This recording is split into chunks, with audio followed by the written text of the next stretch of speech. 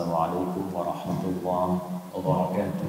Alhamdulillahilladzi aqsama bis-subhi faqala was-subhi idza tanaffas wa faddala salatahu wa qira'atahu wa qur'anahu fil fajr faqala wa qur'anal fajri inna qur'anal fajri kana mashhuda فأقسم به فقال والفجر وليال عشر اللهم صل وسلم وبارك على النبي الكريم الرسول الأمين المبين سيدنا محمد وعلى آله وصحبه وأمته إلى يوم الدين والذي حث علينا لأداء صلاة الفجر وركعتين قبله فقال ركعة الفجر خير من الدنيا وما فيها. Saudara-saudariku hadirin sekalian, alhamdulillah Allah kembali memberikan kesempatan kepada kita untuk menunaikan salat subuh berjamaah di Masjid Al-Azhar Jakarta Raya ini. Semoga salat kita diterima oleh Allah Subhanahu wa taala. Semoga seluruh kemuliaan di waktu fajar, di waktu subuh ini juga dilimpahkan kepada kita sesuai dengan segala janji yang diungkapkan oleh Allah dalam Al-Quran ataupun keutamaan yang disebutkan oleh Rasulullah SAW. Di fajar itu semua bacaan didengar dan disaksikan.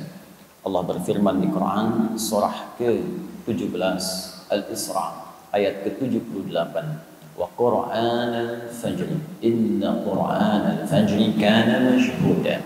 Kalau kita mulai dari awal ayatnya, aqimis salata liduluki syamsi ila ghasaqil layli wa qur'anal fajr inna qur'anal fajri kana mashhuda. Tunaikan salat itu dengan benar dari mulai tergelincir matahari siang zuhur ila ghasaqil layli sampai malam isya, zuhur, asar, maghrib, isya, wa qur'anal fajr. Tapi spesial untuk waktu subuh fajar, bukan sekedar salatnya, wawnya itu ataf ke salat, wa ataf diikutkan ke hukum salat, dan juga salat fajar. Tapi Allah spesialkan dengan bacaan Quran, wa Quran. Di waktu fajar itu bukan sekedar salatnya yang penting, tapi semua bacaannya. Jadi ada Al-Quran, ada Quran. Kalau disebutkan Al-Quran berarti kalamullahu munazzal, kalamullahil munazzal, ya, firman Allah yang diturunkan ala rasulil mustafa Muhammadin, kepada Nabi Muhammad sallallahu alaihi wasallam, ya, minal fatihati ilan nas, dari al-fatihah sampai dengan surah an-nas, al-muta'abbad bitilawatihi, ya, al-muta'abbad bitilawatihi, yang beribadah melahirkan pahala saat kita kemudian bertilawah dengan dia. Jadi kalau pakai alif lam, Al-Quran itu berarti firman Allah dari Al-Fatihah sampai dengan An-Nas. Tapi kalau tidak pakai alif lam, Quran itu semua jenis bacaan. Istighfarnya, doanya, kalimat-kalimat thayyibahnya, sebutan-sebutan al-asma'ul husnanya, tilawahnya, murajaahnya, semuanya. Nah, jadi semua yang kita bacakan spesial di waktu fajar itu langsung dipersaksikan oleh Allah Subhanahu wa taala. Bahkan kata Nabi di riwayat Muslim, tajtami'u malaikatul laili wan nahari fi waqtil fajr. Semua malaikat siang dan malam berkumpul di waktu fajar. Jadi kalau ada orang istighfar, maka malaikat akan mengatakan kepada Allah, Allahumma ighfir lahu, ya Allah ampuni dia. Maka Allah kemudian berfirman dalam salah satu hadis qudsi, ya, ghafartu lahu man istaghfara li ghafartu lahu. Siapa yang istighfar minta ampun kepada aku, seketika aku akan ampuni. Maka siapa yang berdoa, malaikat akan mengatakan Allahumma amin istajib, ya Allah amin, kabulkan doanya, kabulkan doanya. Ya, siapa yang menyebut kalimat thayyibah, maka Allah akan menyebutnya. Fadhkuruni adzkurkum. Siapa yang sebut aku sebut dia. Demikian di Quran surah kedua Al-Baqarah ayat 152. Karena itu banyak orang yang ingin mengejar keutamaan fajar datang sebelum fajar. Nah, ini kita sudah lewat sedikit nih ya, untuk besok kita siapkan. Ya, fajar subuhnya misalnya 4:43, ada orang dari jam 4, dari jam 3, saking pengennya dapat keutamaan fajar, saking nggak pengen lewat. Ya, kan kalau di Al-Azhar diumumkan untuk besok, siapa yang datang ke sini setengah lima pas, 10 orang pertama dapat masing-masing 500.000. Setengah 5. Kira-kira datang ke sini jam berapa? Jam 4, jam 3, mabit tuh. Mabit dari sore bahkan udah penuh kan? Untuk 500.000. Baik kan? Untuk 10 orang saja. Nah ini Allah berikan semuanya yang terbaik untuk kita. Makanya di Quran itu ada orang yang mengejar bahkan sebelum fajar tiba. Waktu singkat sebelum fajar disebut sahar namanya. Ya 20 menit, 30 menit sahar. Jamaknya ashar. Ada orang ngejar istighfar aja. Pengen minta ampun sama Allah. Karena waktunya mustajab, dia merasa banyak dosa. Dan dia khawatir hari itu hari dia pulang untuk wafat kembali kepada Allah. Khawatir ketika pulang dosanya masih banyak. Maka dia kejar keutamaan itu untuk istighfar. Disebutkan ini di Quran surah ke-51. Adz-Dzariyat ayat ke-18. Wabil ashari hum yastaghfirun. Wabil ashari hum yastaghfirun. Dan di waktu-waktu sahar menjelang fajar, ada orang-orang yang menyibukkan dirinya untuk istighfar kepada Allah Subhanahu wa taala. Minta ampun, minta ampun, minta ampun, minta ampun. Maka dia akan dikumpulkan nanti dengan orang-orang hebat di surga. Saat Allah mengampuni dosanya, dikumpulkan dengan orang-orang sabar, orang-orang rajin infak, orang-orang khusyuk. Ya, itu disebutkan di Quran surah ketiga Ali Imran ayat ke-17 itu. As-sabirina, was-sadiqina, wal-qanitina, wal-munfiqina, wal-mustaghfirina bil ashar. As-sabirina, orang-orang sabar, was-sadiqina, orang-orang jujur. Awas, hati-hati. Wal-qanitina, orang-orang yang khusyuk dalam ibadahnya. Ya, awas. Wal-munfiqina, orang-orang rajin infak. Wal-mustaghfirina bil ashar. Dan orang-orang yang spesial mengejar keutamaan istighfar di waktu fajar akan dikumpulkan di surga dalam suasana yang sangat indah. Nah, jadi teman-teman sekalian, ayo isi. Dan di antara isi yang paling bagus adalah mengumpulkan semua jenis ibadahnya. Di antara itu terkumpul pada satu amalan, yaitu talabul ilmi. Talabul ilmi, menuntut ilmu. Ta'lim, pengajian. Dalam pengajian itu kumpul semuanya. Karena itu hadis-hadis keutamaan tentang ta'lim itu banyak dikumpulkan oleh para ulama. Mulai bahkan dari Al-Imam Al-Bukhari ketika menuliskan kitabnya Sahih Al-Bukhari itu Al-Jami' As-Sahih Al-Musnad Al-Mukhtasar min umuri Rasulullah sallallahu alaihi wasallam wa sunanihi wa ayyamihi, dibuat 97 pembahasan. 97 kitab. Beliau meletakkan kitab tentang pengetahuan, kitabul ilmi setelah kitabul iman. Ya. Satu kitab Bad'ul Wahyi, turunnya wahyu untuk menunjukkan sanad kenabian. Jadi kalau nanti ada yang mengaku-ngaku nabi, ukurannya ini, tolak aja langsung. Ini ada ukuran, kitab Bad'ul Wahyi. Bagaimana seseorang berhak disebut sebagai seorang rasul? Apa ukurannya? Apa sifat wahyunya? Bagaimana kita tahu kalau dia mendapatkan wahyu? Bagaimana ukuran kebenaran suatu wahyu? Sanad dulu. Ini nanti akan diambil oleh para ulama kita ketika akan mengajar, maka sanad ilmunya akan ditampakkan. Ini sanadnya. Dia belajar ini ke sini. Belajar fiqih dari ustaz ini. Belajar qiraat dari syekh ini. Belajar misalnya tafsir dari syekh ini. Belajar hadis syekh ini. Maka umumnya ulama-ulama dulu itu akan menampilkan ijazah keilmuannya, sanad sebelum dia mengajarkan itu. Sehingga orang bisa yakin dengan apa yang akan ia peroleh. Imam Muslim langsung menyantumkan pembahasan sanad dalam jilid pertama dari 9 jilid Sahih Muslim. Jilid pertama halaman 119. Ya, beliau mengatakan babul isnadi minad din. Bab belajar sanad itu dari guru yang jelas supaya paham apa yang kemudian dipelajari dan disampaikan, itu bagian terpenting dalam agama. Sebab kalau kita menyampaikan sesuatu dari sumber yang salah, maka cara beragama pun akan keliru. Ya, kalau diurutkan, babul isnad minad din. Bab belajar runtutan pengetahuan dengan sanad, itu bagian penting dari ad-din. Apa itu ad-din? Islam. Tahu dari mana ad-din Islam? Quran surah ketiga ayat 19. Inna ad-dina 'indallahil Islam. Apa di antara turunan Islam? Baca lagi hadis Muslim, nomor hadis yang ke-8. Ya, dari Umar bin Khattab radhiyallahu taala anhu. Datang malaikat Jibril bertanya kepada Nabi sallallahu alaihi wasallam, "Mal Islam?" Apa itu Islam? Kata Nabi, "An tashhadu an la ilaha illallah wa anna Muhammadar Rasulullah wa tuqimas shalah wa tu'tiyaz zakah wa tasuma Ramadan wa tahujjal baita in istata'ta ilaihi sabila." Syahadat bagian dari Islam. Awas, kalau kita belajar syahadat yang nggak benar, maka keislamannya pun bisa tidak sempurna. Salat bagian dari Islam. Kalau belajar salatnya tidak benar, maka salatnya pun tidak akan sempurna. Bahkan sekarang muslimah haji, kalau manasiknya nggak benar, celakanya nanti pengorbanannya banyak. tapi tidak menghasilkan apapun. Ini yang paling bahaya. Nah, jadi para ulama mengumpulkan kemudian itu dalam konteks sanad diteruskan penguatan iman. Kitabul iman. Setelah imannya bagus, bagaimana cara menguatkan iman? Kitabul ilmi, dengan pengetahuan. Karena itu iman dengan ilmu disandingkan oleh Allah sebagai kekuatan yang padu. Gak mungkin iman bisa tegak dengan baik kalau tak ada ilmu. Tidak cukup berislam itu dengan iman saja.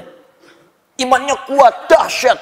Sebelum subuh udah ditungguin, jam 3 udah bangun. Tapi karena nggak ada ilmu, sholat subuh dijamak dengan tahajud. Itu yang repot. Ilmu itu penting, tapi kalau nggak ada iman, ini yang paling bahaya.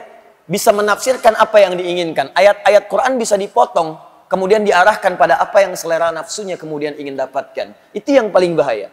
Karena itu ketika Allah menggabungkan ayat tentang majlis ilmu, iman dan ilmu disatukan. Turunlah Quran surah ke-58 ayat 11. Ya ayyuhalladzina amanu idza qila lakum tafassahu fil majalis fafsahu yafsahillahu lakum. Ketika disebutkan majalis jamak dari majlis. Ya, jika disampaikan padamu luaskan majlis untuk belajar, luaskan, share. Bisa diartikan share. Ada majlis di mana? Al-Azhar apa jadwalnya? Share. Al-Ihsan, As-Salam, share. Baitur Rahim, share. Ada yang kedua, kalau sudah masuk, lapangkan tempatnya. Yang belum dapat, berikan kesempatan. Kalau sudah penuh, duduk di tempat dia dapatkan. Tapi lihat ujung ayatnya. Ya rafa'illahu alladhina amanu minkum walladhina utul ilma darajat. Iman, ilmu. Allah akan angkat derajat orang yang punya iman. Jadi kalau ingin diangkat derajatnya oleh Allah, ada dua pilihan. Satu, meningkatkan iman. Bagaimana caranya? Kerjakan amal soleh. Karena itu kalimat iman dengan amal soleh disandingkan dalam Al-Quran. Quran surah ke-103. Wal asr. Innal insana lafi khusr. Illa alladhina amanu wa amilus salihat. Iman, amal soleh. Jadi kalau Anda ingin diangkat derajatnya oleh Allah, maka tiap hari coba kuatkan iman kita dengan mengerjakan amal soleh. Bagaimana caranya Ustaz? Lihat rinciannya di Al-Quran. Setiap menemukan kalimat iman, setelahnya pasti amal soleh. Pasti itu. Kalimat iman pertama Al-Baqarah ayat ketiga. Alladzina yu'minuna bil ghaib wa yuqimunas shalah. Setelah iman ada salat. Jadi kalau iman kita ingin dikuatkan oleh Allah, maka salatnya jaga.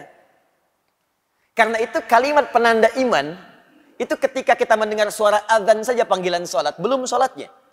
Ya, awas cek ya.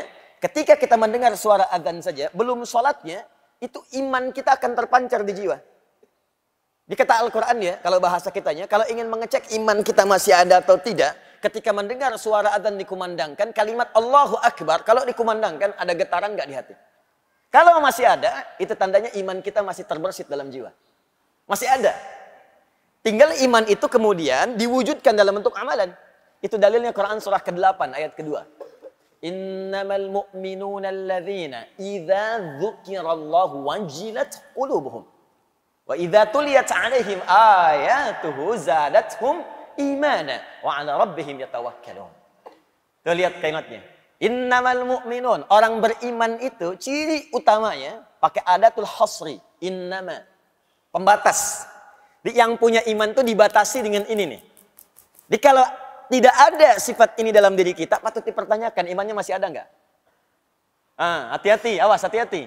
Jadi kalau sifat ini tidak ada, ini yang paling rendah. Yang paling minim. Jadi kalau yang ini pun tidak ditemukan, patut ditanya. Kalau tidak maksiat yang paling dalam sehingga menutup cahaya imannya, atau yang kedua, dia sudah mulai jauh dan sangat jauh dari Allah Subhanahu wa taala. Apa ciri pertamanya? Idza dzukirallahu wajilat qulubuhum. Jika disebutkan nama Allah, ada getaran dalam jiwanya. Dan 5 kali diuji oleh Allah supaya dari subuh sampai dengan isya kita bisa ngecek imannya masih ada enggak? Baru bangun tidur dipanggil untuk menemukan iman kita masih ada enggak? Allahu Akbar, Allahu Akbar. Nyampe ke kita, di hati kita ada getaran. Sudah azan. Cepat siap-siap. Nah, kalau masih ada suara itu, iman itu masih ada. Nah, jaga itu, cepat respon. Cara menjaganya, cepat tunaikan sholatnya. Jangan banyak dikomentari lagi. Pak, sudah azan. Iya, mah, tapi belum qomat. Nah, nanti imannya tidak naik tuh. Kalau kita mau naikkan, cepat respon itu. Kejar. Karena itu, tingkat terendah ini, kalau sudah tidak ada, apalagi meninggalkan itu yang bermasalah. Di hadis Abu Daud, nomor hadis 857, Itu bahkan disebutkan sifat setan yang paling pertama, itu kalau dengar suara adzan, dia lari terbirit-birit. Idza udzina fafarra syaitanu wa alaihi dhuratun. Kalau adzan dikumandangkan maka setan akan lari. Lari sambil terbirit-birit. Kalau bahasa letterlocknya, lari sambil terkentut-kentut. Ya, dhurat itu kentut. Maksudnya apa? Saking bencinya dengan suara adzan, kalau adzan ada baunya pun dia nggak mau cium. Syaitan lari. Nah, jadi kalau ada yang nggak senang dengan suara adzan, nah itu patut ditanya.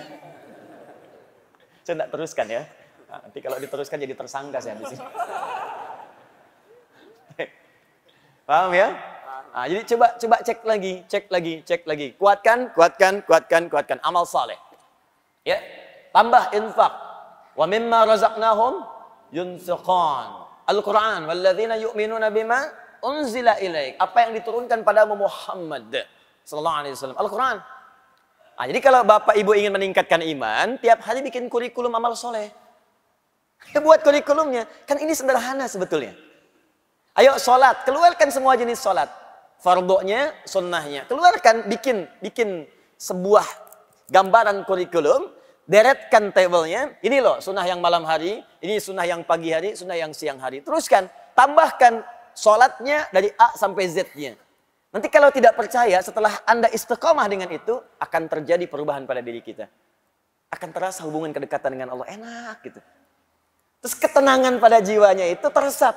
Makanya di ujung ayat itu langsung ditutup dengan kalimat wa 'ala rabbihim yatawakkalun. Orang-orang ini akan semakin dekat hubungannya dengan Allah. Tawakalnya tinggi sekali. Kalau sudah tawakal, dunia nggak akan ngaruh. Nggak akan ngaruh. Kemudian persoalan yang besar akan mengecil. Karena sifat kepercayaannya pada Allah itu tinggi. Ada masalah besar. Ini kan Allah sudah tetapkan. Nggak mungkin saya diuji kalau saya nggak sanggup. La yukallifullahu nafsan illa wus'aha. Beres. Masalah kecil nggak akan terasa. Inna ma'al usri yusra. Yang sulit aja ada solusinya, apalagi yang kecil pasti hilang. Jadi sebetulnya saat Allah minta kita ibadah, itu ingin memudahkan hidup kita. Membuat kita lebih tenang. Makanya saat kita diminta zikrullah kepada Allah, zikir, itu puncaknya, gambaran paling pentingnya, kata Allah supaya hatimu tenang. Quran surah 13 ayat ke-28. Ala bi dzikrillahi tatmainnul. Yakinkan pada jiwamu, kata Allah. Ala itu harful ikhbar wa taukid. Huruf untuk menyampaikan informasi dan meyakinkan. Ya, kata Allah, yakinkan pada jiwamu. Zikir itu manfaatnya kalau benar, hatimu tenang. Dan ketenangan itu sesuatu hal yang penting. Kaya tapi gelisah, atau miskin tapi tenang. Pilih mana? Nggak ada pilihan ketiga, nggak usah maksa. Penting kan tenang itu? Tenang itu solusi. Tenang itu kedamaian. Tenang itu ketentraman. Kata Allah, saya minta kamu zikir supaya tenang. Dan ternyata zikir itu ketika digali lagi di Al-Quran, ya amal soleh itu. Salat itu zikir. Buka Quran surah ke-20 ayat ke-14. Innani anallahu la ilaha illa ana fa'budni wa aqimis salata li dzikri. Saya itu Allah, gak ada Tuhan yang layak disembah kecuali saya, kata Allah. Sembah saya. Bagaimana caranya ya Allah? Tunaikan salat dengan benar. Li dzikri, sebagai zikir kepadaku.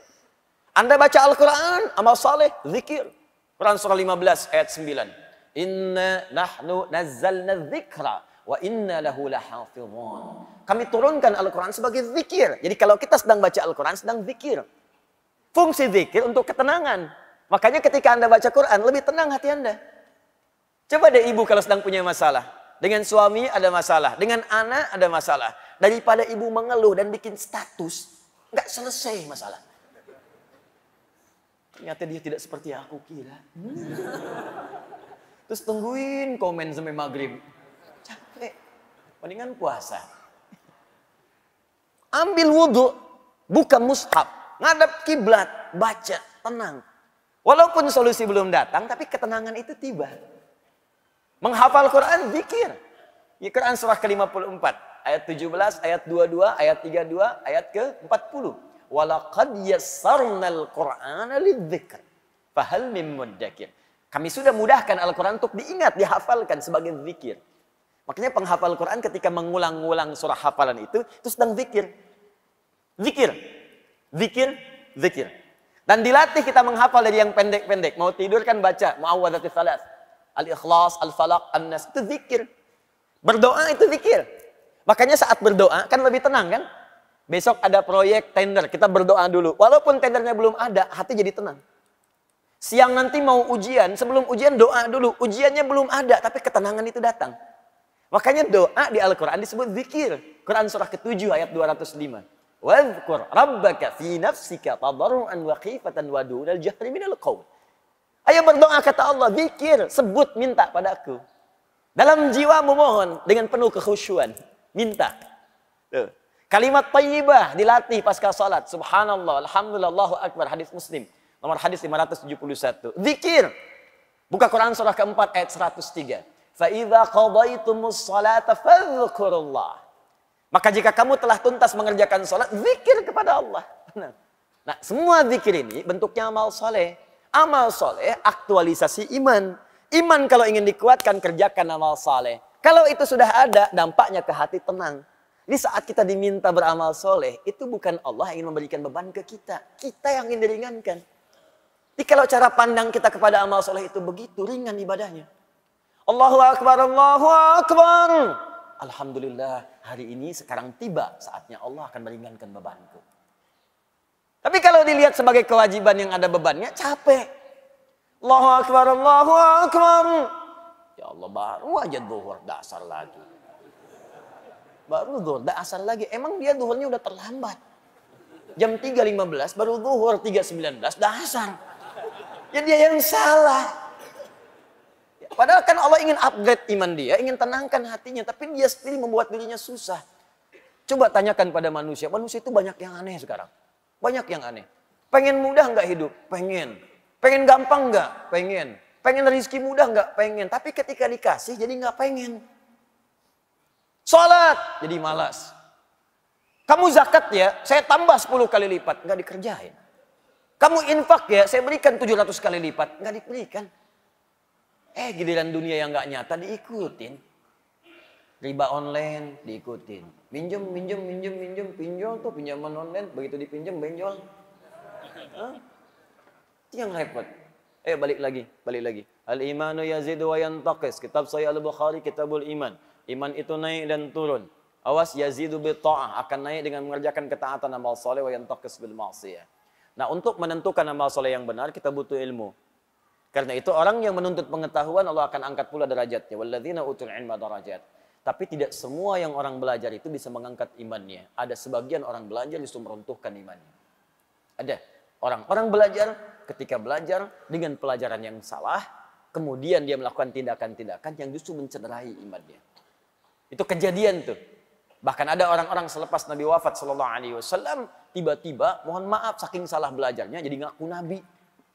Musailamah al-Kadzdzab. Banyak kan salah belajar jadi konslet. Banyak yang keliru. Dan celakanya sekarang banyak muncul lagi. Itu dia. Kalau Anda baca misalnya dalam hadis-hadis Nabi sallallahu alaihi wasallam di Al-Bukhari nomor hadis 4406. Hadisnya riwayat Abu Bakrah ya radhiyallahu taala anhu. Di hadis Muslim nomor hadis 1679. Ya. Anin Nabi sallallahu alaihi wasallam qala Rasulullah sallallahu alaihi wasallam inna az-zamana qad istadara kahayatihi yauma khalaqallahu as-samawati wal arda minha arba'atun hurum thalathun mutawaliyatun dzul qa'dah wa dzul hijjah wal muharram wa rajabun mudhar ma baina jumada wa sya'ban inna az-zamana qad istadara kahayatihi. Sungguh waktu itu akan Allah putarkan terus seperti itu. Jadi maksudnya begini, ini ada dua pemahaman. Ya, kalau kita ambil istadara dari kata dara yaduru, dauran wa idaratan, itu artinya kita akan terus diberikan kesempatan dalam sehari, waktunya yang sama. 24 jam, 24 jam, 24 jam. Kata Allah, tiap hari akan saya ulang kesempatan segitu aja. Terus berputar. Cuman bedanya amal soleh Anda.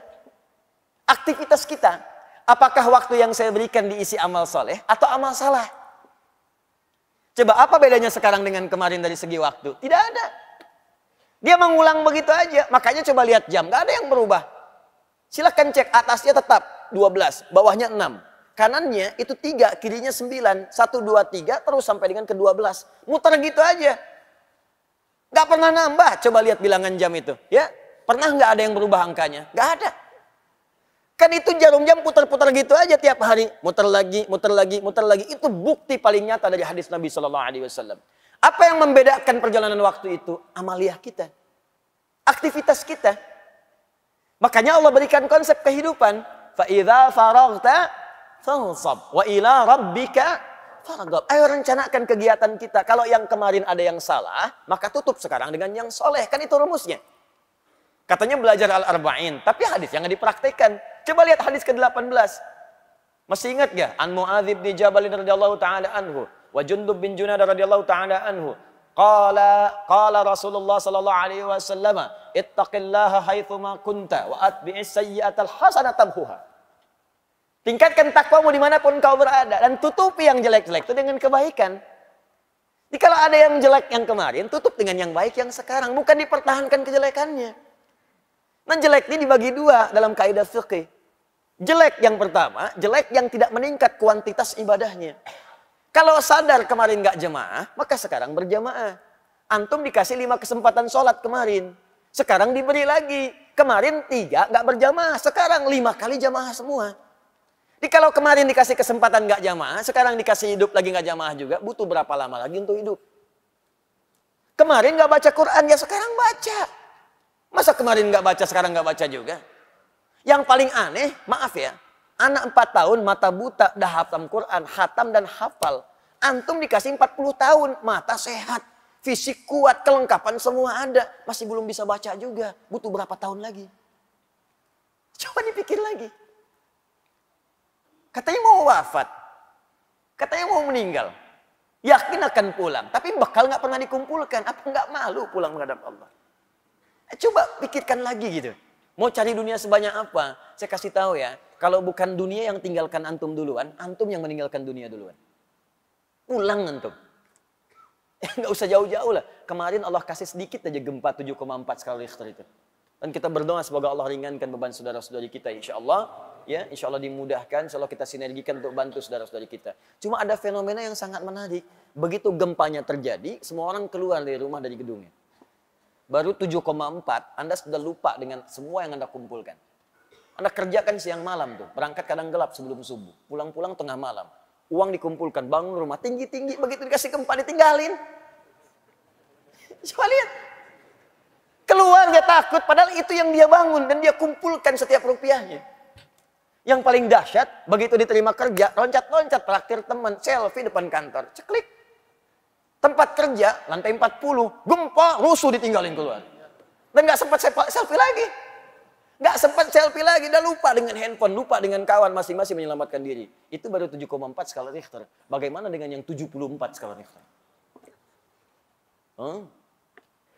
Lupa semua. Wa fasilati wa akhi, wa man fil ardi jami'an, thumma yunji. Kalau bisa ya Allah, saya lupa semuanya. Kalau bisa tukar ya Allah dengan semuanya. Kalau perlu semua manusia di muka bumi tukar untuk selamatkan saya. Udah nggak peduli dengan Anda. Maka siap-siap. Akan ada waktunya tiba kita untuk pulang. Ayo belajar, belajar. Kita kumpul di sini untuk belajar. Kenapa banyak orang juga yang belajar kemudian jadi salah? Karena dia tidak memulai pelajaran dengan benar. Untuk itulah dituliskan oleh para ulama, kitab-kitab yang mengantarkan kita belajar dengan benar dari sejak masa lalu sampai kekinian. Imam Al-Bukhari menulis kitab Adabul Mufrad. Imam An-Nawawi menulis At-Tibyan fi Adab Hawalatil Quran. Syekh Muhammad Hashim bin Ash'ari menulis kitab Adabul Alim wal Muta'allim. Dan kita telah sampai sekarang di halaman yang ke-13-nya insyaallah. Baru kita mulai materi kita. Tadi mukaddimah. Baik, bismillahirrahmanirrahim. Supaya kita semangat, kita kembalikan kepada awal bahasan kita. Fi fadlil alim wal ulama wa fadli ta'limihi wa ta'allumihi. Ini biasa, ini bab pertama. Tentang keutamaan, keistimewaan menuntut ilmu, keutamaan para ulama, keutamaan ilmu, keutamaan para ulama, keutamaan belajar ilmu, dan keutamaan mengajarkannya. Ini bab kita sudah sampai nanti di halaman ke-13-nya. Jadi gini, saya ingin tekankan sekali lagi, para ulama kita senantiasa mengambil manhaj dari Al-Quran. Sebelum mengerjakan sesuatu, dikeluarkan dulu keutamaannya. Ini kelihatan sederhana tapi penting. Keutamaan ini, kalau bisa kita keluarkan dulu, kalau mampu dituliskan. Supaya memotivasi kita kalau mengerjakan ini yang kita raih. Itu minimal kalau sedang malas-malas, ketika melihat itu lagi, itu muncul lagi motivasi yang kuat. Makanya seringkali di ayat Al-Quran itu, amalan bersanding dengan keutamaan. Misal infak tuh, ya. Ketika menyebutkan infaknya, keutamaannya dulu disebutkan. Quran surah kedua, ayat 261. Mathalul ladzina yunfiquna amwalahum fi sabilillah kamathali habbatin ambatat sab'a sanabil fi kulli sumbulatin mi'atu habbah. Wallahu yudha'ifu liman yasha' wallahu wasi'un 'alim. Perumpamaan orang yang infak di jalan Allah Subhanahu wa taala. Perhatikan baik-baik, seperti orang yang menanam satu benih. Dari benih itu satu nih, dihitungnya satu dulu. Jadi kalaupun ada 1 rupiah Anda berikan, itu hitungannya bukan satu. Ambatat sab'a sanabil, dari satu ini tumbuh 7. Fi kulli sumbulatin mi'atu habba, setiap 7-nya ada 100 benih baru. 1 kali 7 kali 100, 700 nilainya. 700 nilainya. Dan itu pun batas minimal, bukan batas maksimal. Karena ayatnya belum selesai. Sering dipotong sampai sini, belum selesai. Wallahu yudha'ifu liman yasha. Dan Allah akan melipat gandakan tanpa batasan bagi siapa yang dikehendakinya. Kata sebagian pakar tafsir, maksud yang ayat terakhir ini adalah orang yang tak pernah berhitung, maka Allah akan berikan tanpa hitungan. Tapi kalau dia ngitung, ya sesuai hitungan itu diberikan. Infak misalnya, 1 juta masukin. Sampai kotak infak tuh gak geser-geser. Tuh, 2, 3 juta. Tapi dihitung sama dia. Alhamdulillah, kali 700, punya catatan sendiri. 7 juta. Walaupun gak dia upload, punya catatan, Allah kasih. Begitu dioper 1 lagi, Masya Allah, ingin seperti yang 1 juta itu. Tapi gak ada. Cuman dia gak pernah berhitung. Tapi keikhlasannya sangat dalam. Yang dia punya cuma 500 rupiah. Itu pun logam. Dia masukkan dengan hati-hati supaya bunyinya pun gak kedengaran orang lain. Sampai masuk tuh lembut sekali, kayak landingnya itu soft gitu. Bagus. Dan dia gak pernah berhitung, gak pengen orang tahu. Itu lipat gandanya, yudha'ifu liman yasha, dilipat gandakan oleh Allah tanpa batasan. Bisa jadi dia masukkan 500, lipat gandanya bisa 1 juta, 1 miliar, 1 triliun dan sebagainya. Allah Ta'ala adam. Nah, kenapa dimasukkan itu? Banyak nanti keutamaan istighfar. Rajin istighfar bisa dapat surga seluas langit dan bumi. Quran surah ketiga 133. Wasari'u ila maghfiratin min rabbikum wa jannatin arduhas samawati wal ardh u'iddat lil muttaqin. Disusul lagi dengan amalan lain. Ayo bergegas kamu istighfar dan berharap dengan amalan-amalan itu bisa mendapatkan surga seluas langit dan bumi. Disediakan bagi orang takwa. Apa ciri amalan orang ahli istighfar? Kalau rajin istighfar kata Allah, maka akan muncul amalan-amalan lain. Ayat 134-nya. Alladzina yunfiquna fis sarai wad dharra, rajin infak. Wal kadhiminal ghaidha, orang rajin istighfar itu sanggup menahan amarah. Jadi kalau Anda ingin jadi orang sabar, latihan istighfar. Astagfirullah. Orang mencela, istighfar dulu. Astagfirullah. Nah, ketika Anda rajin istighfar, itu kita akan diberi oleh Allah kemampuan menahan amarah. Ya. Dasar kamu begini. Astagfirullah. Apa? Astagfirullah. Kamu ngeledek saya ya? Astagfirullah. Dah, sampai dia capek sendiri. Sudah mas, kalau sudah saya pamit dulu. Pergi aja sana. Astagfirullah. Wala'afina anin nas. Dan dia bisa pandai memaafkan orang. Jadi yang indah tuh gini. Hati dia ditutup oleh Allah dari persoalan. Sudah selesai. Jadi dia tuh gak mikirin masalah lagi. Tapi orang yang tidak pernah minta maaf kepadanya jadi gelisah terus. Terus gak pernah selesai. Dan ketika Anda bisa melakukan itu kata Allah, hati orang lapang. Yang sering ingat dengan Allah, dia lapang menerima persoalan, maka tempat pulangnya akan dilapangkan oleh Allah. Lebih daripada seluas lapangan. Seluas langit dan bumi. Anda punya rumah sekomplek Jaka Permai, kerasa luas. Nanti saat ke surga, seluas langit dan bumi. Silahkan maraton. Boleh. Koprol. Saya pengen tahu di mana ujungnya. Enak gitu. Nah pertanyaannya kenapa sering disandingkan tuh antara amalan dengan keutamaan? Supaya kita itu punya motivasi. Pengen dapat ini, tahajud ada 4 kemuliaan. Jadi kalau kita tuliskan, karir akan diangkat, pekerjaan akan dibimbing, masalah diberi solusi. Kalau diganggu langsung Allah tolong. Quran surah ke-17 ayat ke-79 sampai 81. Nah Anda tuliskan itu, keluarkan. Manfaat tahajud, berikan 4. Tempelkan langsung di dinding tempat tidur Anda. Sebelah kanan. Jadi begitu miring ke kanan, Anda lihat itu. Nggak ingat tahajud pun ketika melihat itu pengen bangun malam harinya. Kalau bisa bikin kata-kata yang menarik. Seperti Kiai Haji Ahmad Dahlan. Menuliskan di temboknya ketika akan berdakwah beliau. Ya Dahlan, berdakwah itu seperti menggenggam batu bara. Ingat sabda Nabi. Kalau kamu karena ujian yang kecil aja, karena celaan kamu gagal, kecil kamu. Seperti memegang batu bara. Tuliskan di dinding kita. Katanya karir pengen diangkat oleh Allah. Tahajud aja nggak mampu. Katanya pengen hidupnya mudah. Tapi bangun 2 rakaat aja nggak sanggup. Katanya pengen ditolong oleh Allah. Tapi begitu Allah ingin berikan, kamu nggak panggil. Sepertinya apa sih maumu? Tuliskan di situ. Ya, tuliskan. Di situ aku kadang merasa sedih padamu. Catat tuh. Tulis di tembok kita. Begitu dituliskan seperti itu, malam bangun. Itu manhaj namanya. Langsung antum setting alarm kan? Bangunnya bismillah jam 3, bangun. Alarm 2:04, 2:30, 2:45. Ya, supaya tersata rapi. Alarm 2:15 mematikan alarm 2:30. Alarm 2:30 matikan alarm 2:45. 15 menit kan ada persiapan. Jangan dikira orang bangun tuh langsung sadar, kan duduk dulu. Duduk, ngantuk, begini dulu kan, tahan-tahan. Ya, begitu sadar jam 6. Awal-awal begitu, lama-lama makin cinta, nanti bangun lebih awal lagi. Nah, ini keutamaan dimunculkan, makanya jangan heran para ulama kita itu sebelum menampilkan isinya, tampilkan keutamaannya dulu. Apa keutamaan menuntut ilmu? Supaya nanti kalau sedang malas-malas, maaf ya, kalau ada tantangan pekerjaan lain, kita bisa prioritaskan, tuliskan. Menuntut ilmu ini keutamaannya, meringankan beban hidup, memberikan solusi, jawaban semua didengar, doa-doa dikabulkan. Tuh, malaikat mengaminkan, dosa-dosa diampuni. Jadi begitu kita mau tinggalkan, kita mikir lagi. Duh, jangan-jangan kalau saya pergi ke mall tinggalkan taklim, saya meninggal di mall, dosa belum diampuni. Saya udahlah ke taklim dulu aja. Mall bisa besok lagi. Datang dia. Jelas ya? Apa di antara keutamaannya? Mari kita tuliskan. Bismillahirrahmanirrahim. Kita masuk halaman 13-nya.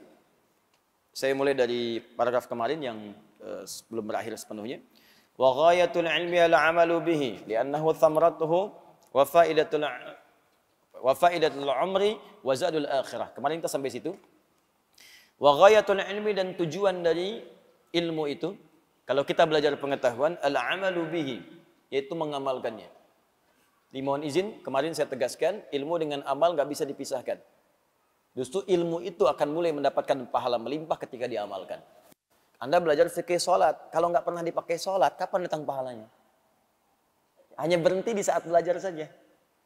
Makanya ayo teman-teman, jangan batasi di majelis ilmu. Anda yang kuliah pun, niatkan sebagai ibadah karena Allah. Begitu Anda bekerja, itu jadi pahala. Anda nggak kepikir ke situ. Yang kuliah di ITB, di IPB, di UI, di IAIN, di UIN, dimanapun. Coba niatkan sebagai ibadah. Nanti ketika diniatkan sebagai ibadah, untuk mengamalkannya, Allah akan permudah. Dan berkah nanti ilmunya. Berkah. Jangan dikira itu mendapatkan ilmu, hanya ilmu agama saja. Tidak, ilmu umum juga kalau diniatkan untuk kemudian berkhidmat kepada Allah, untuk ibadah, nanti akan ada manfaatnya. Masuk ITB, pengen jadi insinyur, masuk jurusan arsitektur, keluar dari situ bisa desain masjid, desain hotel dengan musolanya, sipilnya bikin jalan. Begitu diniatkan sebagai ibadah, berapa banyak orang lewat untuk umroh di situ. Ini jalan ini aja, berapa banyak orang lewat untuk sholat ke Al-Azhar. Subuh ini aja, berapa banyak lewat situ. Berapa banyak yang pakai keran di situ untuk wudhu. Berapa banyak yang ke toilet. Anda bayangkan, kalau cuma ngejar dunia, nggak akan dapat tuh pahala akhirat. Tapi kalau ilmu Anda dipakai untuk berniat ibadah kepada Allah, Anda bikin kemudian desain kerannya. Anda bikin jalannya. Anda bikin bagian tempat wudhu dengan toiletnya. Begitu dipakai, dunianya dapat. Dunia diberikan panjar duluan. Pahala akhiratnya, setiap yang wudhu, Anda dapat pahalanya. Setiap yang lewat, Anda dapat pahalanya. Dan saat belajar itu demikian, Allah akan berikan kemudahan. Makanya ilmunya berkah. Coba lihat orang-orang dulu itu. Yang makannya Masya Allah, kadang-kadang sekedar singkong. Ya, kadang-kadang ketemu nasi pun sehari cuma sekali. Itu pun dibagi lagi dengan 6-5 orang. Tapi dahsyatnya ilmunya berkah. Saya kalau lihat orang dulu, belajar bahasa aja, jarang yang ada satu bahasa. Minimal 2. Bahasa Indonesia, bahasa Belanda. Never dong. Misalnya, mana si pitung? Belanda dapat. Jepang ada yang bisa bahasa Jepang. Orang dulu. Coba diplomat-diplomat dulu itu. Kayak Haji Agus Salim, berapa banyak bahasanya. Ya Bung Hatta. Ya Masya Allah. Insinyur Soekarno misalnya yang lain-lainnya itu. Ya mereka belajar. Dan yang paling dahsyat ulama-ulama kita. Masya Allah itu. Ya, ulama-ulama kita itu dulu bukan sekedar belajar. Kemampuannya luar biasa. Semua ilmunya bersanad. Kemampuan bahasa Arabnya, kemampuan Qurannya. Bahkan tidak sedikit yang jadi mufti langsung di Masjidil Haram. Tidak sedikit di antara mereka. Dan namanya abadi sampai sekarang. Bahkan murid-muridnya mengajar lagi. Syekh Yasin Al-Padani. Berapa banyak muridnya sekarang mengajar? Syekh Ahmad Khatib Al-Minangkabawi. Berapa banyak muridnya punya manfaat sekarang? Jadi saya sarankan kalau kita mau belajar, dimanapun itu, termasuk Anda yang sekolah di kampus-kampus umum, ayo bikin konsep untuk ibadah. Dengan ilmu ini, saya akan berkhidmat. Ingat pesan saya, kalau Anda kejar akhirat, dunia akan ikut. Tapi kalau Anda kejar dunia, akhirat akan meninggalkan Anda. Kita kesini untuk ibadah. Sholat, ta'lim. Dunia ikut. Begitu selesai, ada kopi, ada sarapan, ada pisang. Dunia tuh. Tapi kalau kesini coba nyari pisang, akan dapat. Udah akhirat gak dapat, pisang gak kebagian. Paling gak enak tuh. Akhirnya bikin status, ternyata di Al-Azhar gak ada pisang. Ente kesini mau cari pisang, mau cari ilmu. Jadi kalau kita nyari akhirat tuh ikut dunia semua. Saya sering katakan begini, rezeki itu udah diatur. Surga kita yang belum jelas. Dunia tuh gak usah capek lah. Ya, yang capek pada dunia, dia belum paham dunia. Makanya pelajari ilmunya supaya gak susah. Ini di rumah tangga ribut karena gak pelajari ilmunya. Jadi gak selesai-selesai. Padahal kadang-kadang cuma beres dengan senyuman aja. Tapi kadang gak beres-beres. Kenapa? Karena ilmunya gak dipelajari. Di bagian pertama, ghayatul ilmi ala amalu bihi. Ya, jadi mohon izin, orang yang belajar itu tujuannya untuk diamalkan. Kemudian itulah menjadi buah dari pengetahuannya yang bermanfaat untuk hidupnya di dunia dan bekalnya ke akhirat. Ini yang kemarin kita tegaskan. Sekarang teruskan. Wa nahika bihadza syarafan wa fadlan wa jalalatan wa nubula. Kita selesaikan kemarin sampai di sini. Dan cukuplah engkau paham kalau engkau bisa belajar dengan mengamalkan ilmumu, bukan sekedar hidupmu dunia akan bermanfaat, bekal akhiratmu menambah. Tapi kata Syekh Hashim, syarafan, engkau akan dimuliakan oleh Allah.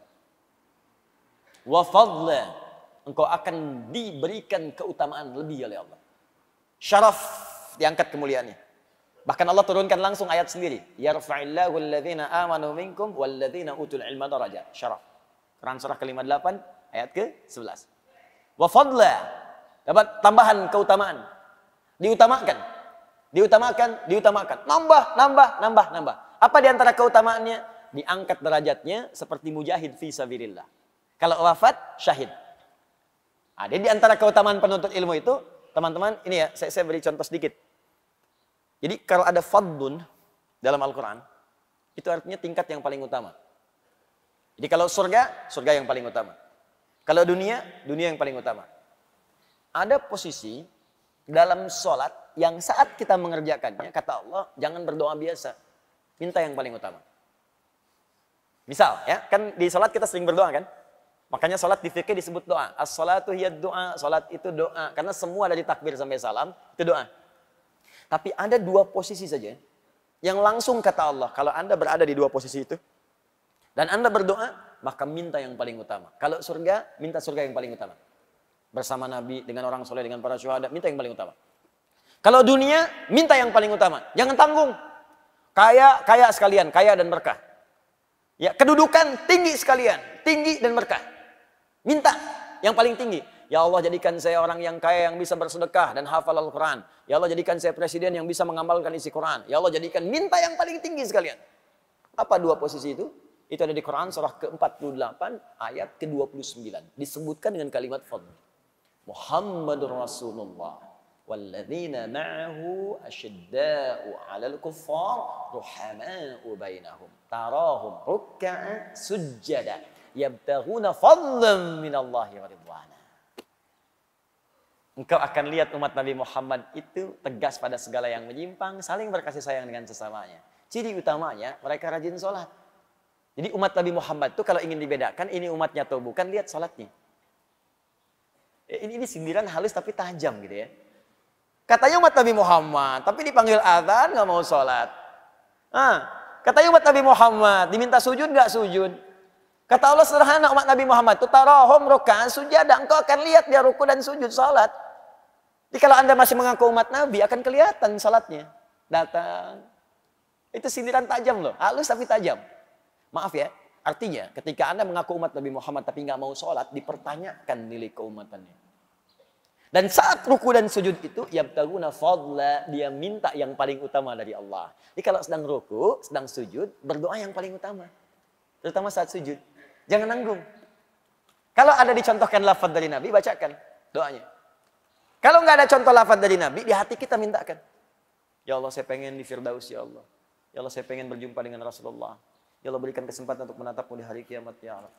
Ya Allah, sukseskan bisnis suamiku, ya Allah. Dan berkahi pada bisnisnya. Berkahi di harta kami, ya Allah. Ya Allah, jadikan keluargaku semua penghafal Quran. Aku nggak minta apapun, ya Allah. Pengen Quran aja, ya Allah. Pengen Quran aja. Minta. Yang paling utama. Fadlah. Dan keutamaan penuntut ilmu fadlah yang paling utama adalah statusnya dinaikkan oleh Allah sebagai mujahid fi sabilillah. Jadi kalau dia sedang belajar, wafat syahid statusnya. Itu langsung turun Quran surah ke-9 ayat 122. Paling kiri sebelah bawah di mushaf. Wa ma kana al-mu'minuna liyanfiru kaffah. Ya, falaula nafara min kulli firqatin minhum ta'ifah liyatafaqahu fid din wa liyunziru qaumahum idza raja'u ilaihim la'allahum yahdharun. Catat ya, karena di kitab tidak ada, ini syarahnya. Awas. Kata Allah, tidaklah semua orang beriman. Iman dulu tuh. Tidaklah semua orang beriman pergi bermedan perang semuanya. Ke medan juang semua. Aku akan turunkan satu amalan yang kalau dikerjakan statusnya sama dengan yang berjuang di medan perang. Apa amalan itu? Tafaqquh fid din. Belajar di agamanya. Makanya saya nggak bosan ingatkan. Coba catat jadwal taklim di setiap masjid. Catat yang tafaqquh yang baik-baik. Yang baik-baik. Yang bisa memahamkan kita. Ini bukan sekedar datang tapi nggak ada isinya. Datang apalagi menurunkan iman kita, itu yang bahaya. Yang banyak ketawa tapi nggak jelas. Atau yang isinya bahkan semakin gak jelas. Semua agama sama. Menuju pada Tuhan yang sama. Cuman caranya beda-beda. Jangankan kita yang dengar, dia aja yang nyampein bingung. Ya. Itu kan bahasa Nabi. Anda akan mendengar nanti sayati. Awas, zamanun. Akan datang satu masa nanti. Di hadis Muslim, sahih hadisnya. Akan datang di satu masa nanti. Orang-orang yang tiba-tiba menyampaikan sesuatu. Membuat Anda bingung, kaget. Ya, jangankan Anda, kata Nabi. Orang dulu pun kalau dengar itu akan ikutan kaget. Ini Abu Jahal, Abu Lahab, abu-abu yang lain tuh kalau dengar Abu, nah yang sekarang itu ikut kaget. Ikut kaget. Karena mereka pun nggak punya kosakata itu. Ya, oh canggih juga nih kata-katanya ya. Jadi Abu Jahal tuh nggak punya itu. Ya Abu Jahal sejahal-jahalnya. Ya, benar Abu Jahal sejahal-jahalnya. Dan Abu Lahab selahab-lahab ya. Itu Abu Jahal tuh datang kepada Nabi dengan rombongannya itu. Ketika datang ke Nabi, kalimatnya sederhana. Ya Muhammad SAW, kita ini nggak usahlah berpelisih, nggak usah perang. Kita damai aja. Nah, caranya gimana malam ini? Biarkan, kita memang beda, kata mereka. Kita memang beda. Tapi perbedaan ini jangan sampai membuat kita berselisih perang. Malam ini, udahlah kita gantian aja. Malam ini kami nyembah Tuhan kamu. Besok-besok kamu nyembah Tuhan kita, selesai. Tapi kalimatnya sederhana, kita memang beda, tapi jangan berselisih. Tuh, jadi orang-orang dulu sejahal-jahalnya, sejahiliah-jahiliahnya, itu nggak kenal dengan persamaan agama. Nggak kenal dengan pluralisme agama, semua agama sama. Dia masih mengakui kita emang beda. Tapi beda ini jangan sampai rame, gantian aja. Turun surah Al-Kafirun. Qul ya ayyuhal kafirun. Katakan Muhammad pada orang-orang yang masih menutup dirinya, belum bisa menerima cahaya Islam dengan baik. Makanya ketika dipanggil kafir, dia nggak marah. Abu Jahal kan pintar bahasa Arabnya. Ya, lebih pintar daripada yang sekarang. Pintar. Bisa bikin sastra, kalimatnya fasih, dipanggil kafir nggak marah. Qul ya ayyuhal kafirun, dia nerima. Memang saya masih menutup diri kok. Dan dia nggak marah. Nggak pernah tuh ada riwayat mengatakan tafsir asbabun nuzul. Ketika disebutkan qul ya al kafirun, Abu Jahal langsung naik pitam mengatakan, apa kafir? Nggak ada. Nah, jadi orang Arab paling fasih aja disebut kafir, dia menerima. Karena itu memang bahasa syariat, bahasa fiqih, dan itu dipahami betul. Ini konteks yang harus kita dapatkan teman-teman sekalian. Ini kembalikan lagi ya supaya nggak lama-lama. Nah, fadla, minta yang paling utama. Jelas ya? Baik, kemudian wajalalatan wa nubula. Jalalatan wa nubula. Dan dia mendapatkan status tinggi di hadapan Allah. Allah punya sifat jalla wa ala. Jalla, tinggi, tak tertandingi. Jalalah, orang dinaikkan oleh Allah dengan status tinggi. Bagaimana kemudian mendapat status tinggi itu? Wa nubula, nabil istimewa. Bagaimana mendapatkan itu semua? Dirinci lagi oleh Syekh Hashim. Ini yang kita bacakan. Ya. Ini Masya Allah ini. Ya, Al-Quran, hadisnya ada semua. Bismillah. Yuk kita teruskan. Ke-14 ya. ayat-ayat yang tadi untuk mendapatkan keistimewaan sudah saya bacakan sebelumnya. Wa qala ta'ala innama yakhsyallaha min ibadihil ulama. Pertama diangkat statusnya oleh Allah yang istimewa sebagai orang yang paling khasyah dengan Allah. Jadi paling takut kepada Allah itu orang-orang yang punya ilmu. Status pertama. Di Quran surah Fatir itu, Quran surah ke-35 ya, dari ayat 27 sampai ayat 29. Di 28-nya ada kalimat itu. Kemudian juga teman-teman sekalian, kita teruskan ke bagian kita sekarang halaman 14. Faman dhafara bihi su'ida wa man fatahu khasira. Maka dari itu, orang-orang yang semangat menuntut ilmu, maka hidupnya cenderung bahagia. Bahagia dia. Karena semua janji yang diberikan tadi dia dapatkan. Kalau wafat, syuhada. Wafat syuhada itu enak. Di surga aja ketemu Nabi langsung. Bukan cuma Nabi, semua Nabi. Ya, wafat syuhada. Orang wafat dalam keadaan syuhada. Kalau dia sambil belajarnya bisa bertobat, istighfar, minta ampun sama Allah. Kan? Terus wafat di situ, sedang belajar. Tadinya pelaku maksiat banyak. Tiba-tiba pengen tobat, datang ke majelis ilmu. Tobat di situ. Setelah tobat dia belajar. Baru disebutkan belajar huruf Al-Quran. A'udhu, A diikuti. A, begitu A keselak dikit. A, meninggal. Ya, itu modal dikit keuntungan banyak. Betul, teori ekonominya pas banget itu. Ya, modal dikit keuntungan banyak. Udah tobat, dosa diampuni. Baca huruf A, masuk surga ya. A, selesai. Syahid lagi statusnya. Nah, di mana ketemunya? Di surganya. Begitu naik turun Quran surah keempat ayat 69.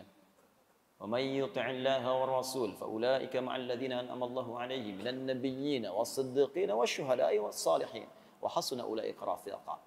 Dzalikal fadlu minallah. Masyaallah. Orang-orang yang taat kepada Allah dan Rasulnya, hati-hati kemudian dia wafat, maka dia akan dikumpulkan dengan orang-orang yang Allah berikan nikmat kepada mereka. Siapa di antaranya? Para nabi. Setelah para nabi siapa? Syuhada. Siddiqin, syuhada, sholihin. 3 golongan. Maka kalau bisa jadi bagian dari itu. Ya, jadi bagian dari yang disebutkan. Jadi status naik.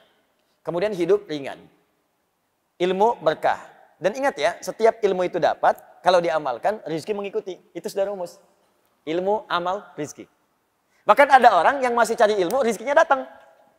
Jadi kalau Anda benar cari ilmunya, jangankan diamalkan, baru cari ilmu, rezekinya datang. Itu akan dimudahkan oleh Allah. Coba lihat deh, para penghafal Quran, terus dia niatkan karena Allah, tiba-tiba datang donatur. Bahasa manusia donatur itu, yang kirim kan Allah juga. Muhsinin, datang kirim, dapat beasiswa. Beasiswa itu siapa yang ngasih? Manusia kan nggak punya, Allah yang menggerakkan. Masuk. Masya Allah. Tiba-tiba belajar ke Mesir, kurang, bikin tempe, gitu kan? Tempe dibikin, dibeli, berkah ilmu. Begitu belajar, dari dapatkan itu, selesai, tiba-tiba naik status. Kasih jadi. Itu Masya Allah. Banyak tuh. Di orang yang benar cara belajarnya itu, dia dhafara. Su'ida. Kalau benar dia ikat ketentuan Allah dengan baik, syaratnya ikat ketentuan Allah dengan baik. Niatkan dengan ikhlas, lakukan karena Allah, nanti akan datang. Belum diamalkan, rezeki sudah tiba. Begitu diamalkan, rezeki datang melimpah. Sampai dia menyimpulkan, saya udah nggak perlu dengan semua ini kecil nih. Jadi yang dia perlukan Allah saja. Makanya setiap hari dia katakan Allahu Akbar. Nggak ada yang lebih besar daripada Allah. Sholatnya enak gitu. Jadi nggak ada nilainya. Lamborghini nggak ada. Ya, Ferrari lewat.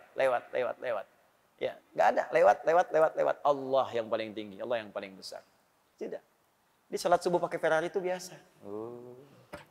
Ya, bukan cuma dipanasin. Punya Ferrari cuma dipanasin doang malam-malam. Balapan mah taksi. Balik lagi, cuman diliatin, capek, ya. Kontrol lagi, cuman habis begitu aja. Ya. Walamma dzukira indahu sallallahu alaihi wasallam, dan tatkala disebutkan di sisi Nabi sallallahu alaihi wasallam, kita ambil satu hadis. Ya. Ini materi yang paling barunya. Walamma dzukira indahu sallallahu alaihi wasallam, tatkala disebutkan di sisi Nabi sallallahu alaihi wasallam, rajulani, 2 orang laki-laki. Jadi Nabi sedang duduk bersama para sahabat. Ada 1 orang mengisahkan tentang 2 orang kepada Nabi. Ingin meminta pertimbangan dari 2 orang. Ini mana yang paling bagus? Ya, mana yang paling bagus? Ini hadis. Oke, saya baca dulu nanti kita cari di mana hadisnya. Ahaduhuma 'abidun wal akharu 'alimun. Yang pertama adalah seorang hamba saja, rajin ibadah.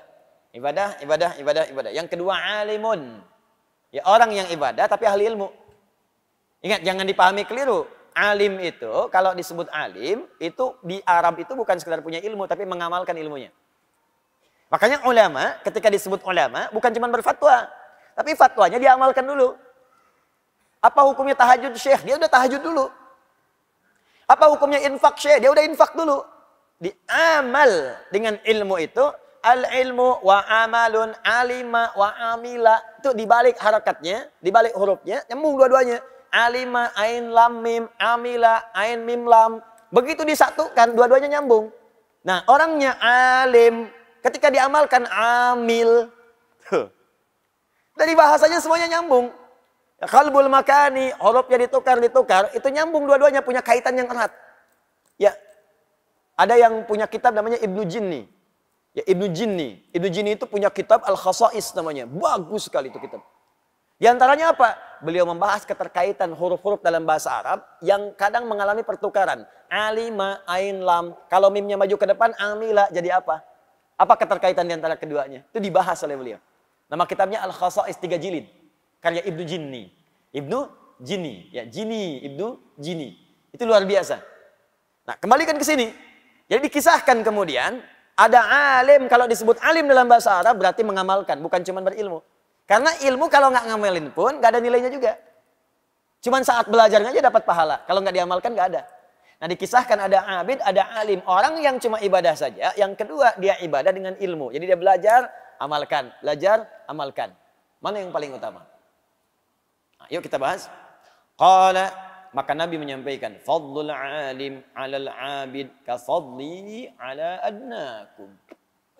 Fadlul alim 'alal 'abid ka fadli 'ala adnakum. Keutamaan seorang penuntut ilmu yang dia berniat mengamalkan amalnya, baru berniat mau ngamalin amalnya, kemudian dia menuntut ilmu, belum diamalkan tuh. Kata Nabi apa? Ka fadli 'ala adnakum. Seperti keutamaan diriku ini kepada yang lebih rendah di antara kalian. Bukan yang lebih pintar, yang lebih rendah. Ini tinggi batasnya. Nabi tidak membandingkan Nabi dengan yang paling soleh di antara sahabat. Tapi yang paling rendah ibadahnya di antara para sahabat. Di seakan-akan jaraknya jauh banget. Ya, ini ada sahabat kayak Abu Bakar, levelnya kan tinggi kan? Di atasnya ada Nabi Muhammad SAW. Kalau membandingkan Nabi Muhammad dengan Abu Bakar, tetap masih unggul Nabi. Cuman keutamaan Abu Bakar itu tinggi. Sampai saking tingginya, hidup menemani Nabi. Hijrah menemani Nabi.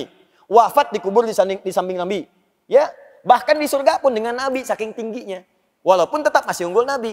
Tapi Nabi tidak bandingkan beliau dengan Abu Bakar. Dibandingkannya dengan sahabat yang paling rendah kapasitasnya. Itu pun tetap surga juga. Cuman bawahnya rendah. Nabi ingin tunjukkan perbedaan orang yang punya ilmu untuk diamalkan itu. Derajatnya tinggi sekali insya Allah. Seperti perbandinganku dengan yang paling rendah di antara kalian. Ini hadisnya dari Abu Umamah. Ya, dari Abu Umamah radhiyallahu ta'ala anhu. Hadis ini statusnya marfu ini. Marfu. Marfu itu termasuk kalangan hadis dhaif. Tapi dhaif itu, nah ini yang mau saya tunjukkan. Kadang-kadang nih sekarang banyak bahasa-bahasa yang nggak dicerna lagi. Dhaif tinggalkan. Dhaif tinggalkan, tapi ilmu nggak ada. Jangan begitu, itu berbahaya. Berbahaya. Dhaif itu dibagi dua. Dhaif matan, dhaif sanad. Kalau dhaifnya di sanad, sanad itu yang meriwayatkan hadisnya, bukan di matan, itu status masih bisa diamalkan sepanjang punya dua syarat. Syarat pertama, babnya fadhailul a'mal. Keutamaan-keutamaan amalan, bukan amalan-amalan pokok. Bukan tauhid, bukan tentang sholat, ya, bukan tentang haji misalnya, tapi keutamaan-keutamaan saja bisa diamalkan. Syarat yang kedua, apalagi kalau ada penguat namanya syahid atau tawabi' dalam ilmu hadis. Nah, hadis ini menunjukkan beliau ini muhaddis nih. Artinya paham hadis. Faqih juga, paham fikih. Nggak mungkin kalau ada kalimat ini, nggak mungkin kalau nggak paham hadis, mustahil bisa diteruskan hadis selanjutnya. Hadis yang tadi saya bacakan itu, yang ada di sini, riwayat Abu Umamah, ternyata syahidnya banyak. Syahidnya banyak. Syahid itu hadis lain yang menguatkan, yang statusnya lebih tinggi. Ya, lebih tinggi lagi. Di mana adanya? Di Abu Daud ada, di At-Tirmidzi ada, di An-Nasa'i nomor hadis 233 ada. Riwayatnya sahabatnya sahabat Abu Darda radhiyallahu ta'ala anhu. Bahkan Al-Imam An-Nawawi menyantumkan juga di Riyadhus Shalihinnya. Riyadhus Shalihin itu ada 1896 hadis. Coba cek nomor hadis 1388. Yang kitabnya Fadlul Ilmi. Awas, wal alim wa ta'alluma wa ta'liman lillah. Itu babnya. Nomor hadis 1388. Disebutkan riwayat Abu Darda ditutup dengan ujungnya rawahu Abu Daud wa Tirmidzi. Apa hadisnya?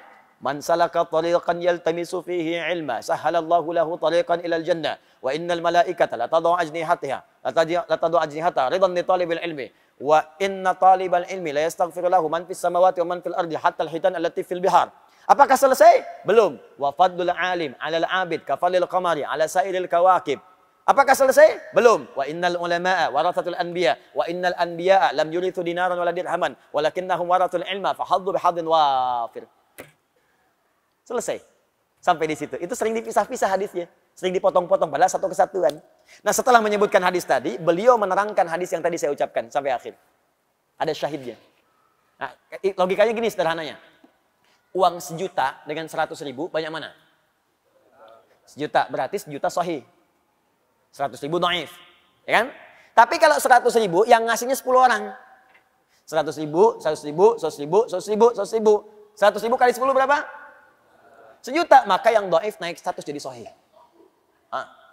Awas hati-hati nih. Sekarang kita sedang menyebut dihadapkan pada dai-dai yang tadi, dai amplop. Sampai orang ini punya pandangan ke amplop diterapkan ilmu hadis di tempat yang salah.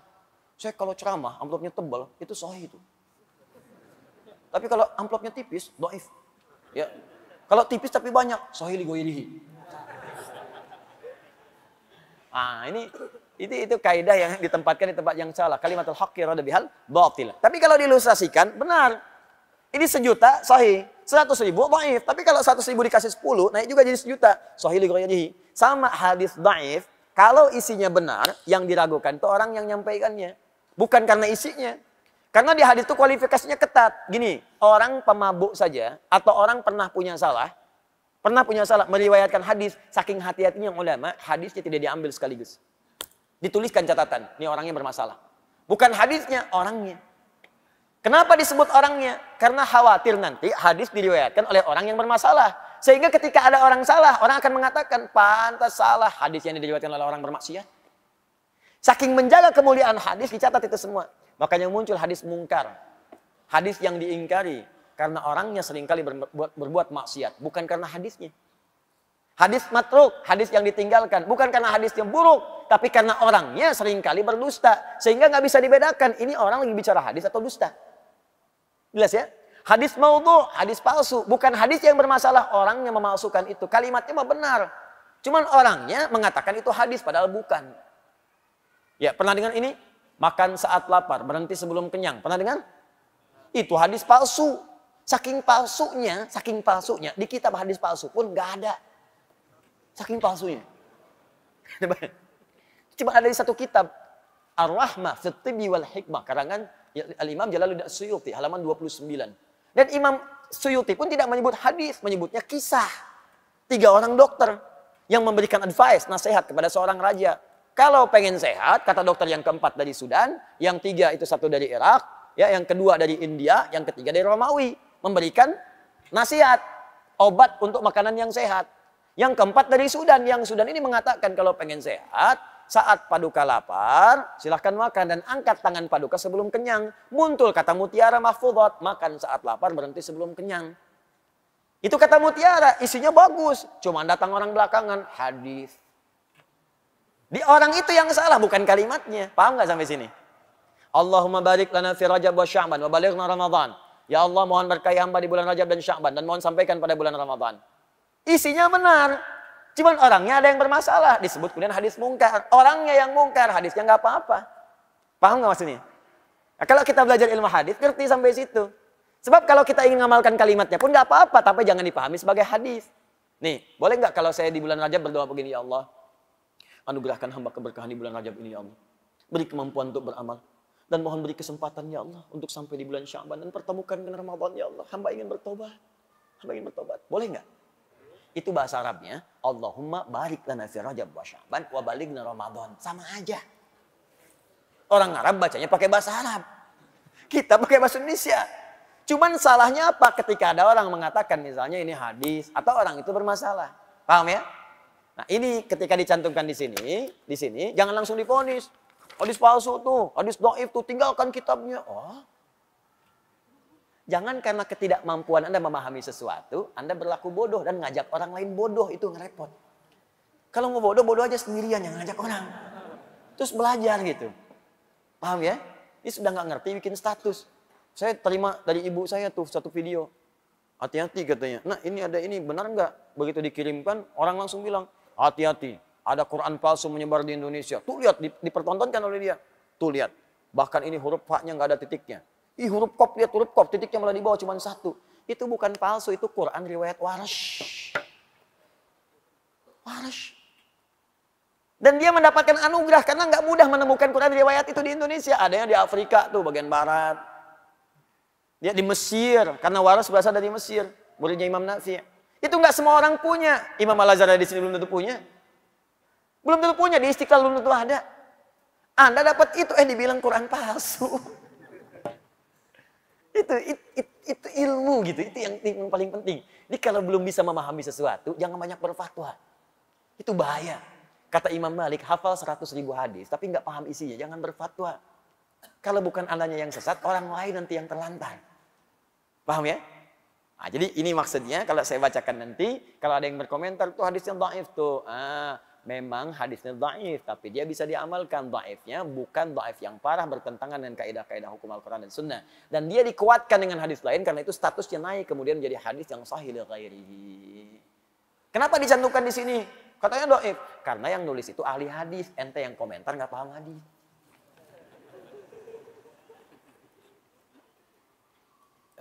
Saya baca terakhir ya, sampai kita ada 2 menit. Saya takutnya nanti ditanya, belajar apa tadi? Hadis dhaif. Cuma naik status sahih li ghairihi. Gimana itu? Ya, aja tayangannya. Wa qala sallallahu alaihi wasallam, dan sallallahu alaihi wasallam pernah bersabda, man salaka tariqan yatlubu fihi ilman salakallahu bihi tariqan min turuqil jannah. Nah, ini yang tadi saya sebutkan, satu rangkaian. Ini penguatnya syahidnya.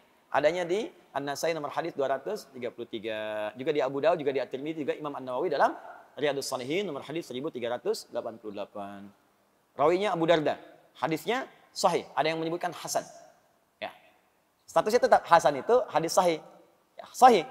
Ya, cuma daya ingat hadis itu kan 5 syaratnya. Mattasala isnaduhu binaqdil adli dhabiti anil adli dhabiti min ghairi syudzudin wala illatin qadihatin. Paham?